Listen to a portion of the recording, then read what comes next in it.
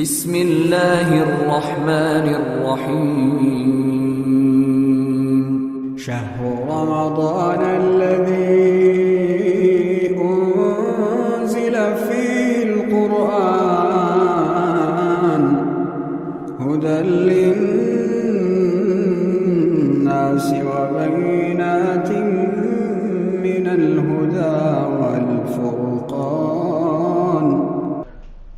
Assalamu alaikum wa rahmatullahi wa barakatuh. Welcome to Darul Iman, Tamil Islamic Center, Ilamparai, Ramadan Kids Series 2025, Day 3. Today, the Qiraat will be recited by Adam and the Sunnah will be presented by Afina, followed by insights on Islam and science. Jazakallah khair. يا رمضان يا رمضان يا رمضان يا رمضان هليك ليلك يا رمضان حنا صوامك يا رمضان نور علينا يا رمضان يا رمضان ليلك ونهارك يا رمضان بركة ورحمة يا رمضان ذكر وتلاوة يا رمضان يا رمضان رمضان كريم.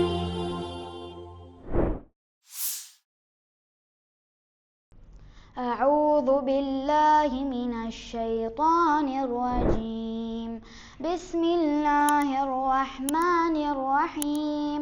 وقل لعبادي يقولوا التي هي أحسن إن الشيطان ينزغ بينهم إن الشيطان كان للإنسان عدوا مبينا.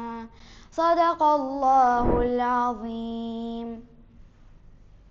அளவற்ற அருளாளனும் நிகரற்ற அன்புடையனுமாகிய அல்லாஹுவின் திருப்பெயரால். மேலும் நபியே, நம்பிக்கையாளர்களான என் அடியார்களிடம் அவர்கள் மிகவும் சிறந்த பேச்சை தான் பேச வேண்டும் என்று நீர் கூறுவீராக. உண்மையாதனில் ஷைத்தான் மனிதர்களிடையே குழப்பம் உண்டாக்க முயற்சி செய்கின்றான். திண்ணமாக ஷைத்தான் மனிதர்களுக்கு வெளிப்படையான பகைவனாக இருக்கின்றான்.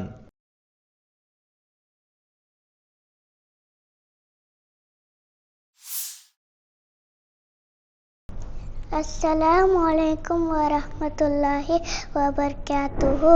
நபி ஸல்லல்லாஹு அலைஹி வஸல்லம் சொன்னார்கள், அல்லாஹ்வின் மீதும் மறுமை நாளின் மீதும் நம்பிக்கை கொண்டவர் பேசினால் நல்லதே பேசட்டும் அல்லது வாய் மூடி மௌனமாக இருக்கட்டும்.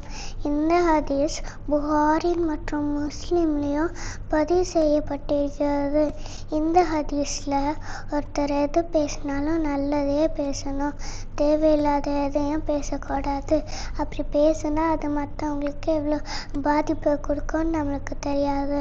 அதனால இப்படி தேவையில்லாத பேச்சு பேசுறதுக்கு பதிலாக அமைதியாக இருக்கிறது நல்லது அப்படின்னு சொல்லப்பட்டிருக்கு.